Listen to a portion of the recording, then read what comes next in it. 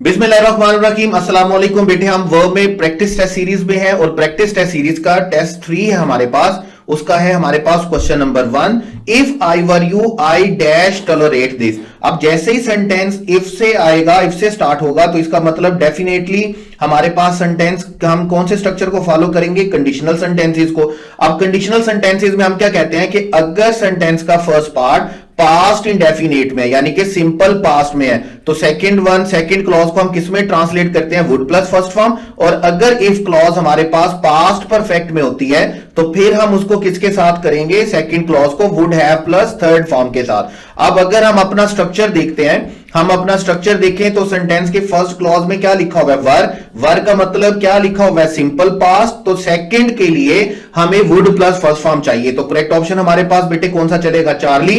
Will not नहीं हो सकता, पास्ट के बाद पास्ट आएगा, फ्यूचर नहीं आ सकता। और वुड नॉट हैव तब आता जब फर्स्ट क्लॉज में यानी कि डिपेंडेंट क्लॉज में, इफ क्लॉज में हमारे पास कौन सा टेंस लिखा हुआ होता, पास्ट परफेक्ट। तो करेक्ट ऑप्शन इज चार्ली। उसके बाद next question is MCQs 2, if she asked more politely. Again वही बात, इफ आ गया कंडीशनल सेंटेंस है, आस्क्ड आ गया तो इसका मतलब ये कौन सा टेंस है हमारे पास, पास्ट इंडेफिनेट। और पास्ट इंडेफिनेट में सेकंड क्लॉज फिर हमें लाजमी तौर पर किसमें लिखनी होगी, वुड प्लस फर्स्ट फॉर्म के साथ। जब हम कंडीशनल सेंटेंसेस पढ़ेंगे तो 4 स्ट्रक्चर ही हमने पढ़े हैं, पहला बल्कि 4 के साथ हमने 6 स्ट्रक्चर पढ़े, मिक्स्ड 1 भी पढ़ा, मिक्स्ड 2 भी पढ़ा। हमने जीरो कंडीशन में पढ़ा प्रेजेंट इंडेफिनेट, फ्यूचर में पढ़ा यानी कि फर्स्ट कंडीशन में पढ़ा प्रेजेंट इंडेफिनेट, फ्यूचर इंडेफिनेट। उसके बाद सेकंड कंडीशन में past indefinite, would plus first form. और उसके बाद हमने क्या कहा कि हमने फोर्थ कंडीशन में पढ़ा, थर्ड कंडीशन यानी कि फोर्थ स्ट्रक्चर में हमने पढ़ा कि पास्ट परफेक्ट के बाद क्या आएगा, would have plus third form. फिर मिक्स्ड 1 था, मिक्स्ड 2 था। ये हमने पहली तरह के कंडीशनल सेंटेंसेस पढ़े थे जिनको हमने क्या नाम दिया था बेटे, सबऑर्डिनेटिंग कंजंक्शन का। वैसे हमने 3 तरह के कंडीशनल सेंटेंसेस पढ़े हैं, सबऑर्डिनेटिंग कंजंक्शन सेंटेंसेस पढ़े हैं, उसके बाद हमने विश वाले स्ट्रक्चर पढ़े हैं, और उसके बाद हमने सबजंक्टिव पढ़ा है। तो यहां पर चूंकि पास्ट इंडेफिनेट है तो पास्ट इंडेफिनेट में विल हेल्प तो सेकंड के लिए आ नहीं सकता, या विल हैव हेल्प्ड आ नहीं सकता। और विल हैव हेल्प्ड तब आता, अगेन वही बात, विल हैव हेल्प्ड तब आता जब सेंटेंस का फर्स्ट पार्ट बेटे किसमें लिखा हुआ होता, पास्ट परफेक्ट में लिखा हुआ होता। यहां पर हमारे पास करेक्ट ऑप्शन कौन सा चलेगा, आस्क की वजह से, पास्ट इंडेफिनेट की वजह से वुड हेल्प। उसके बाद next is MCQ 3, if she dash there. अब हमसे पहले वाले जो डिपेंडेंट क्लॉज है, इफ क्लॉज है, उसके बारे में पूछा गया है सेकंड क्लॉज का टेंस देकर। और सेकंड क्लॉज में हमें क्या दिया हुआ है, wouldn't have been killed. Wouldn't have been killed का मतलब क्या है कि सेंटेंस का फर्स्ट क्लॉज हमारे पास किसमें होना चाहिए, पास्ट परफेक्ट में। देखिए ये जो कंडीशनल सेंटेंस है ना, ये कंडीशनल सेंटेंसेस मुफ्ती का एक नंबर होता है। एक स्ट्रक्चर दिया गया होता है, दूसरा स्ट्रक्चर हमें आइडेंटिफाई करना होता है। और जब हम एक ही दफा इन चारों जो स्ट्रक्चर है, जीरो कंडीशन 1 2 3 का अगर हम एक ही दफा अच्छे तरीके से पढ़ लेते हैं, समझ लेते हैं, तो फिर हमें बार बार क्वेश्चन नहीं करना पड़ता। एक स्ट्रक्चर दिया होगा, एक क्लॉज दी होगी, दूसरी हमें आइडेंटिफाई करनी है। जैसे यहां पे पास्ट परफेक्ट दिया हुआ है, जैसे वुडंट हैव बीन किल्ड दिया हुआ है, तो हमें हम वी आर 100% श्योर कि फर्स्ट क्लॉज के लिए क्या आएगा, पास्ट परफेक्ट आएगा। पास्ट परफेक्ट के लिए हैड के साथ थर्ड फॉर्म आएगी, तो करेक्ट ऑप्शन हमारे पास कौन सा होगा, Charlie. The next question is question 4, if I dash about his I would have helped him. अब अगेन वही बात, वुड हैव हेल्प्ड आ गया तो इसका मतलब फर्स्ट क्लॉज हमारे पास किसमें चलेगी, पास्ट परफेक्ट में। और अगर यहां पे वुड प्लस फर्स्ट फॉर्म वाला स्ट्रक्चर होता तो वुड प्लस फर्स्ट फॉर्म के साथ हमारा फर्स्ट जो क्लॉज है वो किसमें होता, पास्ट इंडेफिनेट में। अभी चूंकि हमारे पास लिखा हुआ है वुड हैव हेल्प, तो हमारा करेक्ट ऑप्शन कौन सा होगा, हैड नॉन, पास्ट परफेक्ट के साथ। मुफ्ती का, फ्री का मतलब मतलब आप इसे बोले कि ये फ्री का एक नंबर है कंडीशनल सेंटेंसेस का, अगर आप इनसे स्ट्रक्चर को रट्टा मार लेते हैं एक दफा।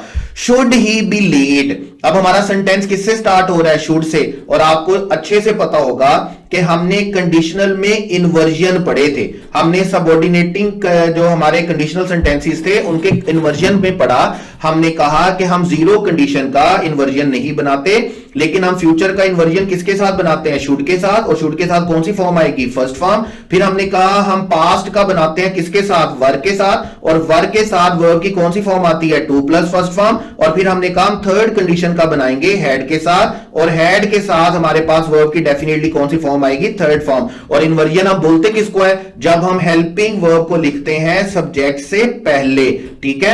अब सब्जेक्ट से पहले हमने किसको लिखा, हेल्पिंग वर्ब को। कंडीशनल सेंटेंसेस में इन्वर्जन क्या होता है, जब आप उसमें सबऑर्डिनेटिंग कंजंक्शन यूज नहीं करते बल्कि सेंटेंस को डायरेक्ट हेल्पिंग वर्ब से स्टार्ट करते हैं। जीरो कंडीशन का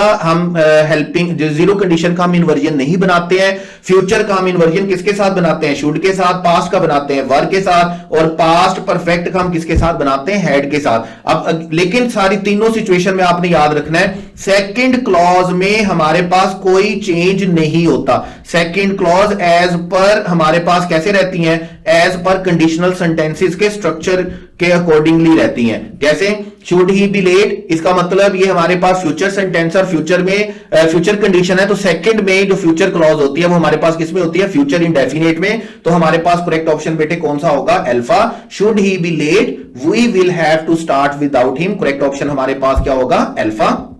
उसके बाद I dash in bad trouble if she hadn't helped me. अब यहां पर एक छोटा सा पॉइंट याद रखिएगा, ये जो कॉमा लिखा होगा ना, टेक्निकली ये कॉमा हमारे पास इस क्वेश्चन में क्या है, एरर है। इसकी वजह क्या है कि जब आप सबऑर्डिनेटिंग कंजंक्शन को सेंटेंस के दरमियान में लिखते हैं तो फिर आप डिपेंडेंट इंडिपेंडेंट को सेपरेट करने के लिए कॉमा नहीं लगाते हैं। तो याद रखिएगा इस सेंटेंस में ये कॉमा अननेसेसरली दिया गया, ये कॉमा आना नहीं चाहिए, कंपोजिंग एरर कह सकते हैं आप। उसके बाद इफ क्लॉज यानी कि डिपेंडेंट क्लॉज दी हुई है हैडंट हेल्प। हैडंट हेल्प का मतलब किसमें दी हुई है, पास्ट परफेक्ट में। तो इसका मतलब हमारी सेकंड क्लॉज किसमें होनी चाहिए, would have plus third form के साथ। तो करेक्ट ऑप्शन बेटे हमारे पास कौन सा चलेगा, delta. Would have been, will be नहीं हो सकता, वुड भी नहीं हो सकता, हैड भी नहीं हो सकता। अगर इफ क्लॉज पास्ट परफेक्ट में है तो सेकंड क्लॉज कंडीशनल में डेफिनेटली किसमें चलेगी, would have plus third form के साथ। उसके बाद है question number 7, if I had another $500। अब ये बड़ा जरूरी क्वेश्चन है, इसको मैं स्टार कर रहा हूं। ये जरूरी क्यों है, ये हमारे पास जरूरी है हैड के साथ। जब हमने कंडीशनल सेंटेंसेस के स्ट्रक्चर पढ़े थे तो मैंने आपको कहा था बेटे जब हम क्वेश्चन में जाएंगे तो हमने अभी हैव हैव के स्ट्रक्चर्स पढ़ने हैं। अच्छा आप देखिए होता क्या है, ये हैड को हैव को आपने कंडीशनल सेंटेंसेस में बड़े अच्छे तरीके से पढ़ना समझना। कंडीशनल के अलावा भी ऐसा होता क्या है, ये वो सेंटेंसेस होंगे जिनमें कोई फॉर्म ऑफ वर्ब नहीं दी गई होगी, बल्कि हैड हैज हैव को ही हेल्पिंग वर्ब के तौर पर यूज किया गया होगा और साथ में हैज हैव हैड ही किसके तौर पर यूज होंगे, मेन वर्ब के तौर पर यूज होंगे। जैसे देखें if I had an other, अब हमने अपने जहन में, स्टूडेंट्स ने अपने जहन में क्या बनाया होता है, हैड कौन से टेंस का कीवर्ड बनाया हुआ होता है, पास्ट परफेक्ट का।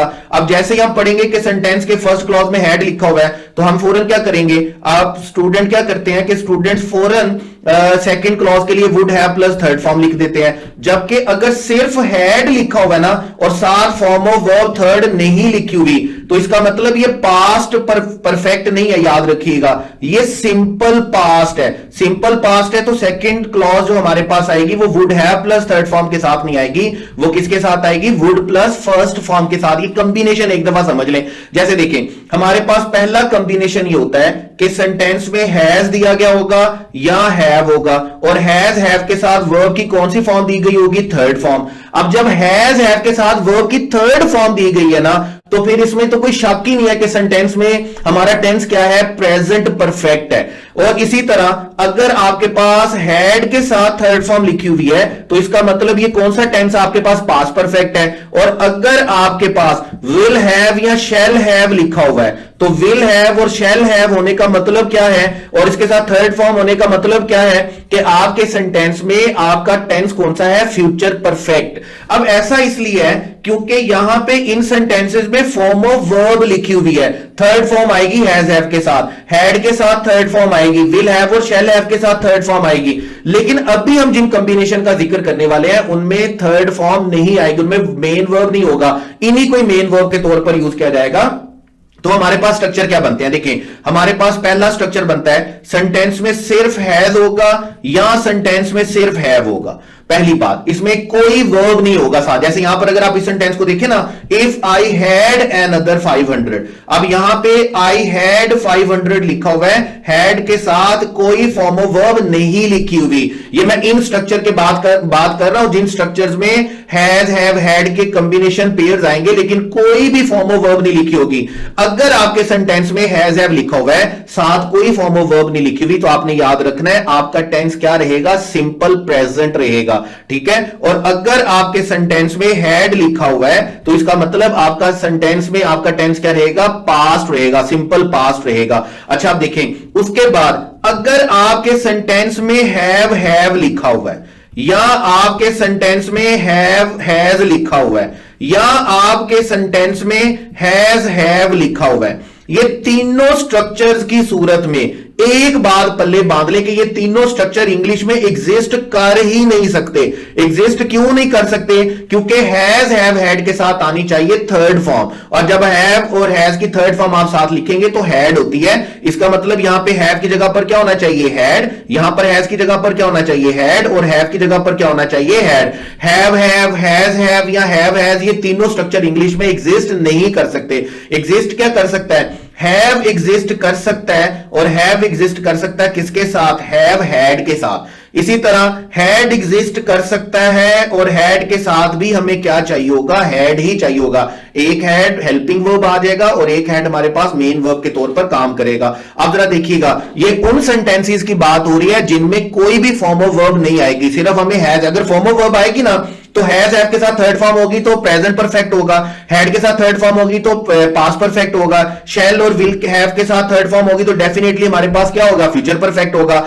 ये वो सेंटेंसेस हैं जिनमें हमारे पास फॉर्म ऑफ वर्ब नहीं होगी, याद रखिएगा। अब जब हमने बोला हैज हैव है तो आपने याद रखना हैज हैव क्या है हमारे पास, हैज हैव है हमारे पास सिंपल प्रेजेंट। जब सिंपल प्रेजेंट है तो इसकी सेकंड क्लॉज को याद रखिएगा, हमने किसके साथ लिखना है, हमने फ्यूचर इंडेफिनेट के साथ लिखना है। और अगर ये यूनिवर्सल ट्रूथ होगा तो फिर दोनों प्रेजेंट में आएंगी। उसके बाद हैड है, मैं कलर चेंज कर रहा हूं ताकि हमें याद रह जाए। अगर हैड है तो इसका मतलब आपका टेंस कौन सा होगा, सिंपल पास्ट होगा। सिंपल पास्ट होने का मतलब क्या है कि आपकी सेकंड क्लॉज बेटे किसमें आनी चाहिए, वुड प्लस फर्स्ट फॉर्म में आनी चाहिए। देखें अगर हैड लिखा हुआ है और हैड के साथ थर्ड फॉर्म दी हुई है तो फिर आपका सेकंड क्लॉज किसमें आएगा, फिर आपका सेकंड क्लॉज आएगा would have plus third form के साथ। लेकिन यहां पे हमारे पास सिर्फ हैड लिखा हुआ होगा, वहां पर हमारी second clause would have plus third form के साथ नहीं आएगी, बल्कि किसके साथ आएगी, वुड प्लस फर्स्ट फॉर्म के साथ। ये वो सेंटेंसेस है, मैं बार बार बोल रहा हूं, ये वो सेंटेंसेस है जिनमें कोई फॉर्म ऑफ वर्ब नहीं दी गई होगी। उसके बाद ये तीन स्ट्रक्चर तो हमारे पास एग्जिस्ट नहीं कर सकते। इसी तरह अगर हैव हैड दिया हुआ है तो ये हमारे पास बनता है प्रेजेंट परफेक्ट। ये हमारे पास कौन सा टेंस बनेगा, प्रेजेंट परफेक्ट। और सेकंड वाले को आपने लाजमी तौर पर किसमें ट्रांसलेट करना है, कौन से स्ट्रक्चर के साथ लिखना है, फ्यूचर इंडेफिनिट के साथ। अगर यूनिवर्सल ट्रूथ है तो सेकंड भी प्रेजेंट में होगा। उसके बाद हैड हैड आपने याद रखना है, हैड हैड कौन सा टेंस होगा, हैड हैड पास्ट परफेक्ट होगा।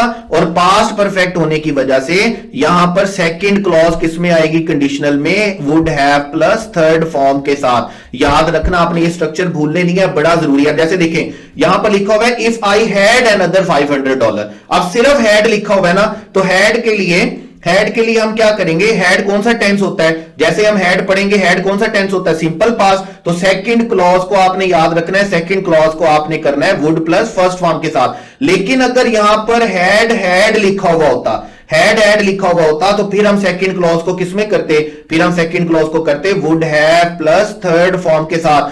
बड़ा ही जरूरी पॉइंट है, बड़ा ही जरूरी कॉन्सेप्ट है, इसको ज़हन में बिठा लेना है, रचा लेना है, अपनी हड्डियों में रचा बसा लेना, गलती नहीं करनी है। अब यहां पर वुड प्लस फर्स्ट फॉर्म आना चाहिए, हैड की वजह से वुड प्लस फर्स्ट फॉर्म नहीं दिया गया। तो एक और बात हमने पढ़ी हुई है कि हम कंडीशनल सेंटेंसेस में जब बोलते हैं वुड प्लस फर्स्ट फॉर्म या would have plus third form, तो यहां पर हम वुड के वर्ड को रिप्लेस कर सकते हैं, किसके साथ, कुड के साथ रिप्लेस हो सकता है, माइट के साथ रिप्लेस हो सकता है, शुड के साथ रिप्लेस हो सकता है, मस्ट के साथ रिप्लेस हो सकता है, और टू के साथ रिप्लेस हो सकता है। सिर्फ रिप्लेस नहीं हो सकता तो ये आप रिप्लेस नहीं कर सकते किसके साथ, आप इसे मे के साथ रिप्लेस नहीं कर सकते और आप इसे कैन के साथ रिप्लेस नहीं कर सकते। ये दो मॉडल एक्सिलरी हम पढ़ कर आए कि कंडीशनल में आप वुड को इसके साथ रिप्लेस नहीं कर सकते।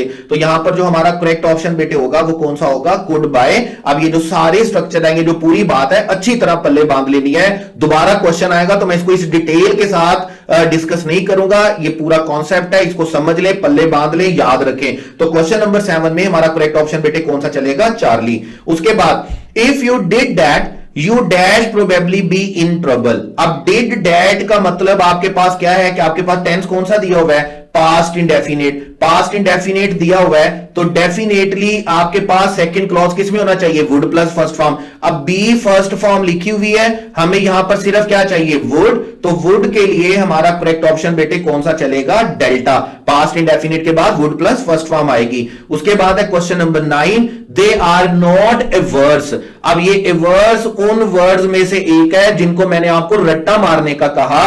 ये वो वर्ड्स हैं हमने जेरेंट के रूल्स में पढ़े थे, अगर आपको याद हो कि कुछ एक्सप्रेशंस हमारे पास इस तरह के हैं जिनमें हम टू के बाद फर्स्ट फॉर्म नहीं लिखते, बल्कि टू के बाद कौन सी फॉर्म लिखते हैं, आईएनजी फॉर्म लिखते हैं। हमारे पास लुक फॉरवर्ड टू होता है, विद द व्यू टू होता है, अडिक्ट टू होता है, अवर्स टू होता है। वो कुछ वर्ड्स थे हमारे पास एक्सप्रेशन, मैंने आपसे कहा था इनको रट्टा मार लें, इनको अपने ज़हन में रचा बसा लें, पक्का याद कर लें। अब अवर्स के साथ क्या आना चाहिए, प्रेपोजिशन टू, और टू के साथ हमारे पास वर्ब की कौन सी फॉर्म आएगी, आईएनजी। तो करेक्ट ऑप्शन बेटे हमारे पास कौन सा होगा, Charlie. They are not ours to telling jokes.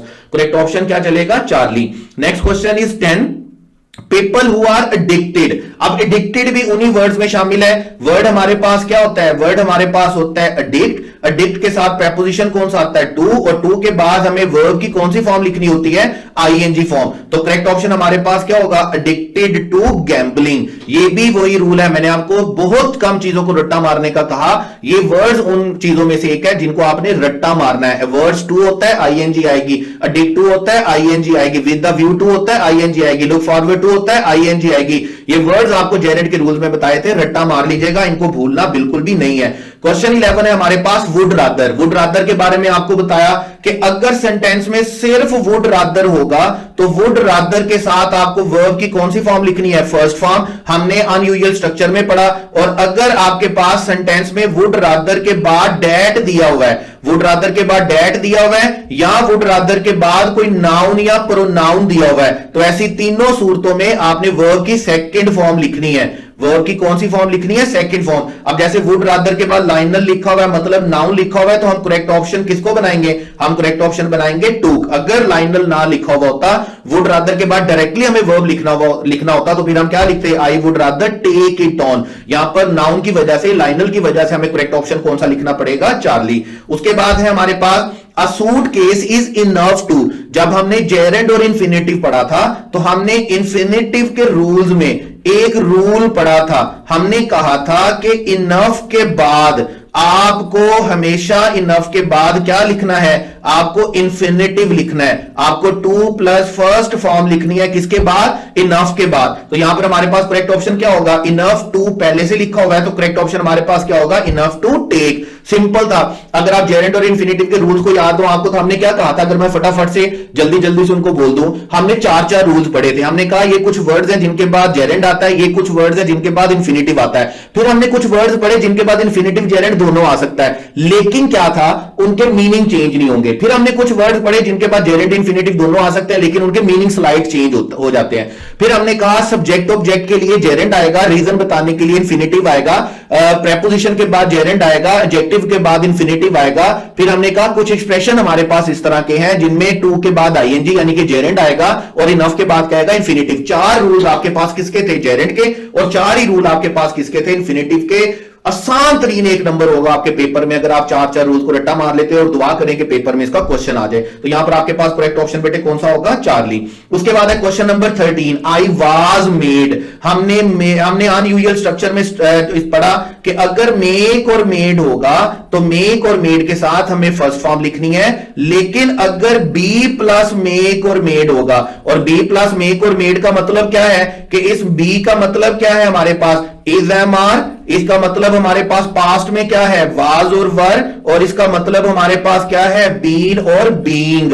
जहां पर भी बी फॉर्म आए तो ये सारी फॉर्म आपने ध्यान में रखनी है। तो चूंकि यहां पर आप देखेंगे मेड से पहले वाज लिखा हुआ है, तो हमारी करेक्ट ऑप्शन कौन सी होगी, टू प्लस फर्स्ट फॉर्म। ये पैसिव स्ट्रक्चर होता है किसका, मेक और मेड का। जब हम बोलते हैं कि मुझसे गाड़ी धुलवाई गई, मुझसे कपड़े धुलवाए गए, उसे खड़ा किया गया, और जब भी आप इस तरह का स्ट्रक्चर बोलते हैं तो आप मेक और मेड से पहले बी फॉर्म लिखते हैं। तो करेक्ट ऑप्शन हमारे पास क्या होगा, I was made to wait 4 hours. मुझे 4 घंटे इंतजार करवाया गया। मैंने 4 घंटे इंतजार नहीं करवाया, मुझे 4 घंटे इंतजार करवाया गया। पैसिव स्ट्रक्चर है, तो पैसिव स्ट्रक्चर में मेड के साथ हम क्या लिखेंगे, टू प्लस फर्स्ट फॉर्म। उसके बाद next question is 14, the artist who did my album cover used N air brush and I got him. अब गेट और गॉट का स्ट्रक्चर हमने क्या पढ़ा था कि अगर गेट और गॉट के बाद कोई ऑब्जेक्ट आएगा ना, अगर कोई ऑब्जेक्ट आएगा तो फिर हम इसे सेपरेटली ट्रीट करेंगे, और अगर गेट और गॉट के बाद कोई पर्सन आएगा तो फिर हम इसे सेपरेट ट्रीट करेंगे। गेट और गॉट किन सेंटेंसेस के लिए यूज होता है? जब हम अपना काम किसी से करवाते हैं, पॉजिटिव वर्ब के तौर पर यूज होता है, लेकिन हम उसे मेंशन नहीं करते। सब्जेक्ट काम किसी से करवा रहा होता है लेकिन उसे मेंशन नहीं किया रहा था। मैंने अपने कपड़े धुलवाए, मैंने अपनी गाड़ी धुलवाई, मैंने अपने कमरे की सफाई करवाई, मैंने ऐसा करवाया। जब आप किसी दूसरे से काम करवा रहे होते हैं लेकिन आप उसको मेंशन नहीं कर रहे होते, तो जब आप गेट और गॉट के बाद ऑब्जेक्ट लिखते हैं ना, तो ऑब्जेक्ट के लिए आपको वर्ब की कौन सी फॉर्म लिखनी होती है? Third form. जैसे आप क्या लिखेंगे? I got my car washed, मैंने अपनी गाड़ी को क्या किया? धुलवाया। अब जैसे ही गॉट के बाद माई कार यानी कि ऑब्जेक्ट आया तो हमने वर्ब की कौन सी फॉर्म लिखी? हमने थर्ड फॉर्म लिखी। लेकिन अगर गेट और गॉट के बाद पर्सन आएगा, ये वो सेंटेंसेस होते हैं जिसमें हम बताते हैं कि मेरे पास ये काम करवाने के लिए ये बंदा है, मेरे पास ये काम करवाने के लिए ये बंदा है। जब आप काम करवाते नहीं है, सिर्फ अवेलेबिलिटी बताते हैं, तो ऐसी सूरत में आप पर्सन के बाद टू प्लस फर्स्ट फॉर्म लिखेंगे। जैसे देखें, आई गॉट हिम, गॉट के बाद क्या लिखा हुआ है? हिम। हिम का मतलब क्या आ गया? पर्सन आ गया। पर्सन आ गया तो हमारा करेक्ट ऑप्शन कौन सा चलेगा? हमारा करेक्ट ऑप्शन कौन सा होगा बेटे? To do. जब आप काम करवा नहीं रहे होते, एबिलिटी बता रहे होते हैं। गेट और गॉट के बाद अगर ऑब्जेक्ट आएगा तो वर्ब की थर्ड फॉर्म आएगी पॉजिटिव, और अगर गेट और गॉट पॉजिटिव के बाद पर्सन आएगा तो फिर आपने टू प्लस फर्स्ट फॉर्म लिखनी है। तो यहां पर हमारे पास करेक्ट ऑप्शन कौन सा चलेगा? Charlie. Question 15 is Jane Austen need not. अब ये थोड़ा सा टू लेयर क्वेश्चन आप इसको बोल सकते हैं। टू लेयर किस तरह? देखिए, जहां पर भी नीड नॉट आ जाता है ना, तो नीड नॉट के साथ हमें बेयर इंफिनिटिव यानी कि फर्स्ट फॉर्म लिखनी होती है। अब फर्स्ट फॉर्म ऑलरेडी लिखी हुई है, क्या? हैव। नीड नॉट हैव तक कोई प्रॉब्लम नहीं है। अब हमें इससे नेक्स्ट फॉर्म ऑफ वर्ब देखनी है। अब इससे नेक्स्ट जो फॉर्म ऑफ वर्ब आएगी ना, वो नीड नॉट के अकॉर्डिंगली नहीं आएगी। देखिए, नीड नॉट के अकॉर्डिंगली क्यों नहीं आएगी? क्योंकि नीड नॉट के अकॉर्डिंगली तो वर्ब की फर्स्ट फॉर्म हैव लिख दी गई। अब इसके बाद जो वर्ब आना है ना, वो हैव के अकॉर्डिंगली आएगा, और हैव के साथ डेफिनेटली हम वर्ब की कौन सी फॉर्म यूज करते हैं? Third form. हैज के साथ, हैव के साथ, हैड के साथ। तो यहां पर हमारे पास करेक्ट ऑप्शन कौन सा चलेगा बेटे? चार्ली।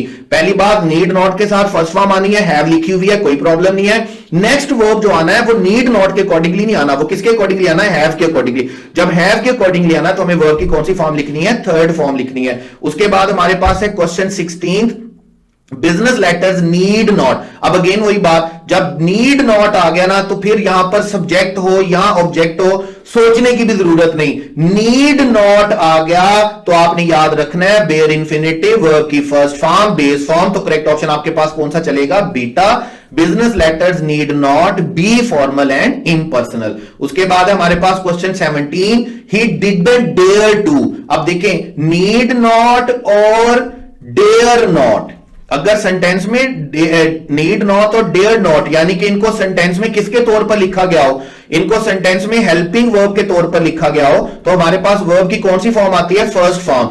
आपने इसको does not dare, do not dare, didn't need, does not need के साथ कंफ्यूज नहीं करना। जहां पर हेल्पिंग वर्ब के बाद नीड या डेयर लिखा गया होगा, वहां पर आपने याद रखना है, वहां पर आपने इसके साथ टू प्लस फर्स्ट फॉर्म लिखनी है। आपने इन दोनों चीजों को मिक्स अप नहीं करना। जैसे देखें, ये सेंटेंस लिखा हुआ है ही डिडंट डेयर टू, अब टू के बाद हमें फर्स्ट फॉर्म लिखनी है, तो करेक्ट ऑप्शन बेटे हमारे पास कौन सा होगा? लुक। अब अगर इसी सेंटेंस को मैं कुछ यूं लिखूं, मैं बोलूं ही डेयर्ड नॉट। अब जब मैंने डेयर्ड नॉट लिख दिया ना, तो फिर मैं टू लुक नहीं लिखूंगा, फिर मैं क्या लिखूंगा? लुक लिखूंगा। और अगर मैं इसको प्रेजेंट में लिखता हूं, मैं बोलता हूं ही डज नॉट डेयर, अब यहां पर डेयर मेन वर्ब के तौर पर यूज होगा, तो यहां पर मुझे वर्ब क्या लिखना होगा? टू लुक लिखना होगा। तो आपने डेयर नॉट, नीड नॉट को मिक्सअप नहीं करना। डज नॉट डेयर के साथ, डू नॉट डेयर के साथ, डिड नॉट डेयर के साथ, या डिड नॉट नीड के साथ। आपने याद रखना है, डेयर नॉट नीड नॉट आ गया तो वर्ब की फर्स्ट फॉर्म यूज होगी, और अगर नीड और डेयर सेंटेंस में मेन वर्ब के तौर पर यूज हो गए तो फिर आपने टू प्लस फर्स्ट फॉर्म लिखनी है। यहां पर हमारे पास करेक्ट ऑप्शन बेटे कौन सा होगा? अल्फा। उसके बाद क्वेश्चन 18 है, और क्वेश्चन 18 में हमारे पास कौन सा वर्ड हमारा कीवर्ड रहेगा? हमारा कीवर्ड है विश। और विश के स्ट्रक्चर में हम पढ़कर आए, हमने 3 विश के स्ट्रक्चर पढ़े। अगर आपको याद हो, हमने कहा अगर प्रेजेंट टाइम की विश होगी तो आपने उसको ट्रांसलेट करना है पास्ट इंडेफिनिट के साथ। अगर हमारे पास पास्ट टाइम की विश हुई तो आप दो तरह से ट्रांसलेट कर सकते हैं। आप इसे ट्रांसलेट कर सकते हैं पास्ट परफेक्ट के साथ, या आप इसे ट्रांसलेट कर सकते हैं would have plus third form के साथ। उसके बाद हमारे पास अगर विश फ्यूचर टाइम की हुई तो फ्यूचर टाइम की विश के लिए हम वुड प्लस फर्स्ट फॉर्म लिखते हैं। हमारा एक पूरा लेक्चर है जो हमारी सेकंड टाइप जो है कंडीशनल सेंटेंसेस की विश के ऊपर, उसमें हमने इस पूरी बात को, इस पूरे रूल को, विश को बड़े डिटेल के साथ, एग्जांपल के साथ एक्सप्लेन किया हुआ है। और उसमें कुछ एमसीक्यूज भी हमने डिस्कस किए थे जो बड़े क्रूशियल, बड़े इंपॉर्टेंट और वो लाजमी आपको देखने ही देखने हैं। अब यहां पर विश दिया हुआ है, सेंटेंस में कोई कीवर्ड नहीं है, तो इसका मतलब हमारा कीवर्ड विश ही होगा। और विश कौन से टाइम के लिए लिखा हुआ है? प्रेजेंट टाइम के लिए। प्रेजेंट टाइम के लिए विश लिखी हुई है, तो हम ये देखेंगे हमारा स्ट्रक्चर होना चाहिए वुड प्लस फर्स्ट फॉर्म। अब वुड प्लस फर्स्ट फॉर्म में सेज लिखा हुआ है, सेज तो नहीं हो सकता, क्या होना चाहिए? से। इसका मतलब हमारा डेल्टा ऑप्शन गलत है। चार्ली ऑप्शन में देखेंगे वुडंट हैव, से नहीं होगा, हैव की वजह से क्या होना चाहिए? सेड होना चाहिए। इसका मतलब हमारा चार्ली ऑप्शन भी गलत है। फिर हमने कहा वुड सेड, अब वुड के साथ सेड अग्री नहीं करता, वुड के साथ से आना चाहिए। और अगर आप पैसिव लिख रहे हैं तो फिर आपके पास क्या होगा? फिर आपके पास वुड बी सेड जरूर हो सकता है, लेकिन कभी भी आपने वुड सेड नहीं लिखना। कभी भी आप किसी मॉडल एक्सिलरी के साथ डायरेक्टली सेकंड फॉर्म या थर्ड फॉर्म नहीं लिखते हैं। ये वुड के साथ नहीं, किसी भी मॉडल एक्सिलरी के साथ। अब यहां पर हमारा करेक्ट ऑप्शन बेटे कौन सा होगा? अल्फा। और अगेन वही बात, चाहिए हमें यहां पर वुड प्लस फर्स्ट फॉर्म, लेकिन चूंकि वुड प्लस फर्स्ट फॉर्म नहीं दिया हुआ तो हम प्रॉक्सिमिटी पे जाएंगे, हम उसके बाद सेकंड मोस्ट सूटेबल आंसर पे जाएंगे। और सेकंड मोस्ट सूटेबल आंसर हमारे पास क्या होगा? Would not have said. हमने इसके बारे में बड़ी डिटेल के साथ कुछ क्वेश्चंस को भी डिस्कस किया था, विश वाले स्ट्रक्चर में भी और सब्जेक्टिव में, पास सब्जेक्टिव में भी। लाजमी देखिएगा क्वेश्चन, बड़े जो क्वेश्चंस की डिस्कशन है वो आपके लिए बड़ी फ्रूटफुल होगी। यहां पर हमारे पास करेक्ट ऑप्शन बेटे कौन सा होगा? अल्फा। उसके बाद इट इज टाइम, आगे पढ़ने की जरूरत नहीं। जब सेंटेंस में इट इज टाइम आ गया तो मैंने आपसे क्या कहा, आपको याद रखना है, इट इज टाइम का मतलब है आपके पास पास्ट सब्जंक्टिव। क्या है आपके पास? Past subjunctive. और ऐसी सूरत में आपने इसके साथ वर्ब की कौन सी फॉर्म यूज करनी है? सेकंड फॉर्म, यानी कि पास्ट लिखना आपने। It is time the government backed up. लेकिन एक और बात याद आपने रखनी है, इट इज टाइम सेंटेंस में दो तरह से यूज होता है। समटाइम ऐसा क्या होता है कि इट इज टाइम के फौरन बाद वर्ब आ जाएगा, और फिर सेकंड स्ट्रक्चर क्या होता है कि इट इज टाइम लिखा हुआ होगा और इट इज टाइम के बाद सब्जेक्ट आएगा, सब्जेक्ट के बाद वर्ब लिखा गया होगा। अगर सब्जेक्ट के बाद वर्ब लिखा हुआ है ना तो फिर आपने पास्ट लिखना है, और अगर इट इज टाइम के फौरन बाद वर्ब लिखा हुआ है तो फिर आपने इंफिनिटिव लिखना है। जैसे मैं बोलता हूं it is time to go, अब सब्जेक्ट नहीं है तो टू गो आ जाएगा। It is time to eat, it is time to run, it is time to work hard. लेकिन अगर मैं दरमियान में सब्जेक्ट लिख दूंगा, it is time you, it is time he, जब मैं इट इज टाइम ही या यू लिखूंगा या असलम अकरम लिखूंगा तो फिर मैं वर्क हार्ड नहीं लिखूंगा, फिर मैं क्या लिखूंगा? Worked hard. तो चूंकि यहां पे द गवर्नमेंट लिखा हुआ है तो इसलिए हमारा करेक्ट ऑप्शन कौन सा होगा? Backed up. तो करेक्ट ऑप्शन हमारे पास कौन सा चलेगा? बीटा। उसके बाद है question 20th, he spends as if. अब एज इफ का रूल हम बड़ी डिटेल के साथ पढ़कर आए और हमने बड़े एमसीक्यूज इसके डिस्कस किए। इससे पहले प्रेजेंट लिखा हुआ है तो लाजमी तौर पर इसके बाद पास्ट इंडेफिनिट होना चाहिए, और अगर सेंटेंस में पास्ट इंडेफिनिट नहीं होगा तो फिर हमें टेंस कौन सा लिखना है? Past perfect. और स्टेट ऑफ बीइंग की सूरत में हमें क्या लिखना है? वर। तीन ही सूरतें हैं। अगर हमारे पास स्टेट ऑफ बीइंग होगी तो वर आएगा, स्टेट ऑफ बीइंग नहीं है तो पास्ट इंडेफिनिट आना चाहिए, और अगर पास्ट इंडेफिनिट नहीं है तो फिर क्या आना चाहिए? पास्ट परफेक्ट आना चाहिए।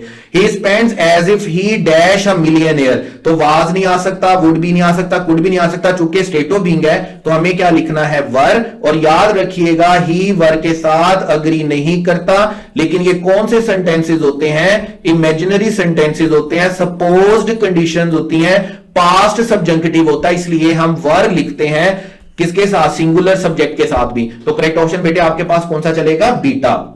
उसके बाद है 21st question, it is as if. Again वही बात, एज इफ आ गया, इसके बाद प्रेजेंट लिखा हुआ है तो स्टेट ऑफ बीइंग है तो वर आएगा। उसके बाद अगर स्टेट ऑफ बीइंग नहीं है तो फिर पास्ट इंडेफिनिट आएगा, और अगर पास्ट इंडेफिनिट ऑप्शंस में नहीं है तो फिर हमारे पास क्या आएगा? पास्ट परफेक्ट आएगा। तो हमारे पास चलेगा it is as if I dash something wrong. I dash something wrong का मतलब है यहां पर क्या होना चाहिए? डिड समथिंग रॉन्ग होना चाहिए, लेकिन ऑप्शन में चूंकि डिड समथिंग रॉन्ग नहीं लिखा हुआ, यानी कि पास्ट इंडेफिनिट हमारे पास नहीं है, इसलिए हम पास्ट इंडेफिनिट की बजाय क्या लिखेंगे? पास्ट परफेक्ट लिखेंगे। अगेन वही बात है, ये कॉन्सेप्ट आप जितनी जल्दी समझ लेंगे आपको उतनी ही आसानी होगी। हम कोशिश कर रहे होते हैं ऑप्शन में से सबसे सूटेबल ऑप्शन को चूज करने की।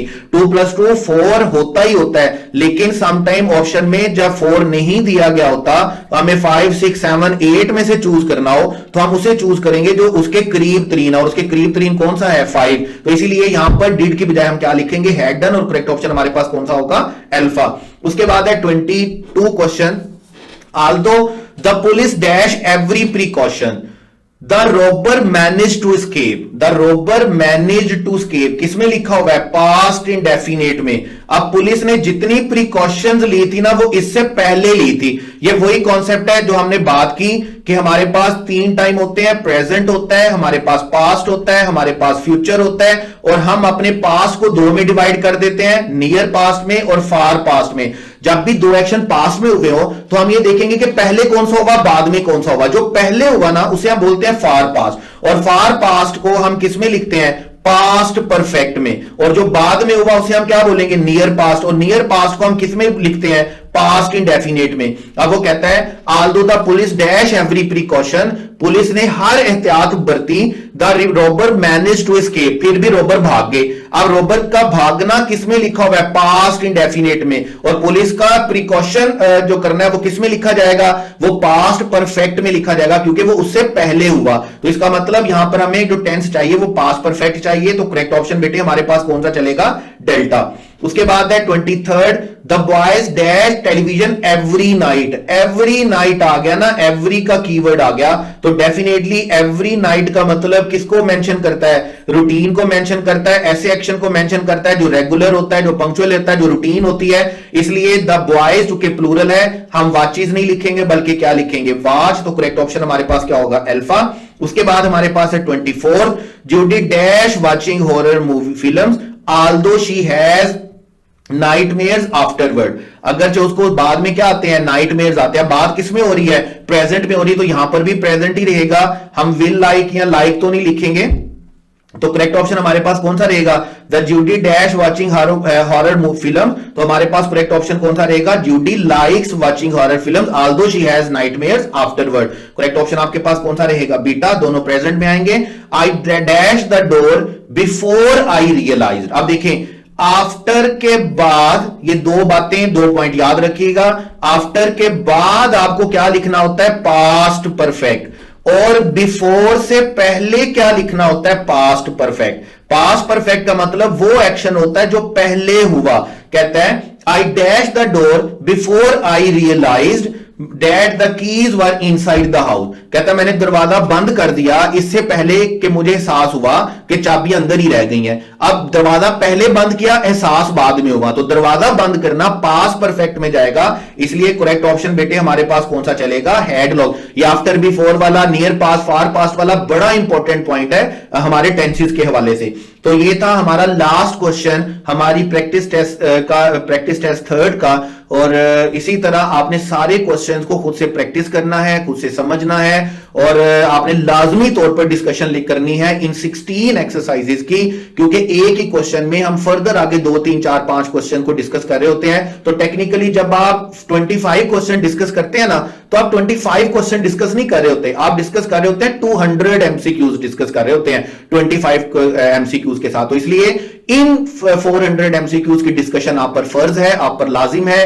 बाकी जो 300 एमसीक्यूज होंगे वो आप खुद से सोल्व करेंगे, उसको की देखेंगे, और अगर कोई बात ना आती हुई तो पूछ लेंगे। Wish you all the best for the rest exercises.